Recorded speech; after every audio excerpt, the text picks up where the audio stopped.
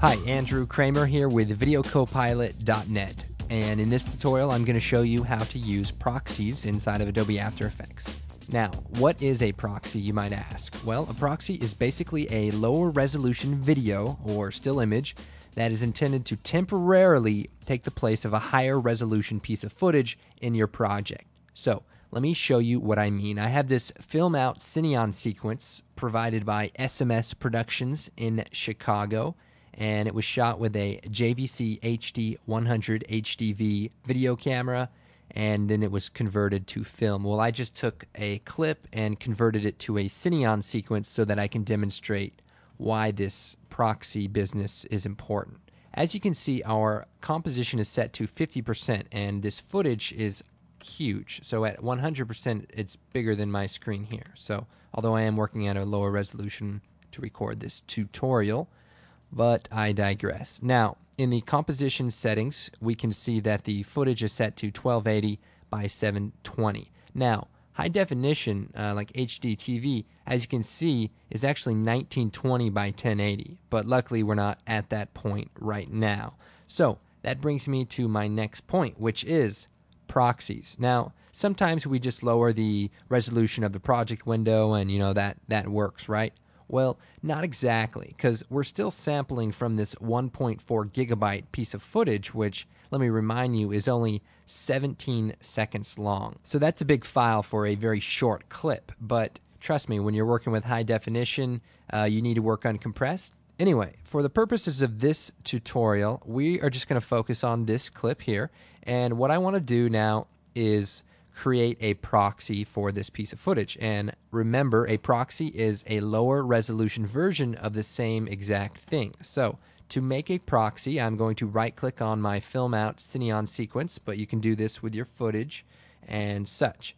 I'm going to choose create proxy, and I want to make a movie. And the render queue dialog pops up, and you can see the render settings are set to draft, and the output module is based on lossless with alpha. Now, we can go into the output module, and this is basically the format in which the proxy is going to save itself. However, these settings may not be ideal for every situation. So one setting I like to use is a QuickTime movie. So I go down to QuickTime, and I change it from animation to photo JPEG, and just make it a little over 90, so maybe 93%. Choose OK, and uncheck audio unless you have audio. I do not, so I'm going to hit OK. And then I can hit render. Okay, so now that my render is complete, I can see that a square kind of pops up right next to my piece of footage, and now my icon is no longer a sequence, it is a QuickTime file. So let me go ahead and close the render queue for now, and let's go ahead and take a look here. So if I expand my project window, I can select this film out, and as you see, we have the original source here, so it's the film out Cineon sequence, and it is this resolution and trillions of colors.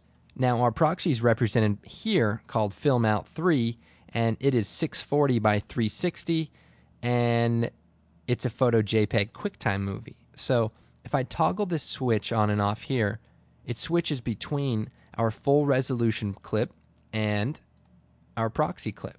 So if we come over to the project window and set the resolution up to full, we can then zoom in to 100% and see what's happening here. So with the proxy turned on, this is what the clip looks like at 100%. Now, if I turn the proxy off, it'll then resample from the original file. So you can see that there's more detail compared to with the proxy on. Although, you have to admit, it's not too terrible with the proxy on. But watch how fast I can scrub through this clip, without losing any quality. Now, the benefit of this is you'll be able to work faster and preview faster while you're working. Now, at any given time in your composition, you can then shut this proxy layer off and see what it's going to look like at full resolution. Now, you might be concerned like, well, what if I have a bunch of clips and I need to do this? Well, I'm going to go ahead and re-import this sequence and choose open. And I'm going to duplicate it a couple of times. So say you have a project window with several pieces of footage, and you say, well, now I want to convert all of these pieces of footage. So I'm just going to rename these here. Well, you can't, unfortunately, select them all and choose Create Proxy. That would be too easy. Although you can add them all to the render queue and then set them as proxies. So if you already have pre-rendered out stuff, you can right-click on your footage and say Set Proxy and choose a file. And in this case, we could actually do that because we've already rendered a proxy out for this clip and they happen to be the same. But obviously, why would you do that? However, we can just create proxy, movie, right-click on the next one, create proxy, movie, right-click on the next one, create proxy, movie. And now you can see all of these files have been added to the render queue, and I can now render them out and go take a quick break. Well, what if I want to use a slightly different output setting? So if I go in here, it's set to video for Windows. So I'm going to have to go in here and change it to QuickTime, hit OK, go down to this one, change it to QuickTime, right? Well, there's actually a faster way to do it. If we click on this output module arrow here and we click Make Template, we can call this Super Proxy, and we can go and edit it. We call it QuickTime and no audio, and we choose OK, and we hit OK. And now if we select the output module, hold down Shift and select, say if there was a bunch of these here, hold down Shift and we could select all of these render queue items by just selecting their output module. Then using this little arrow, we can choose the Super Proxy setting and it will automatically apply itself to all of these. So very handy, very cool. But it gets better. Let's go ahead and just delete all these out of here for now.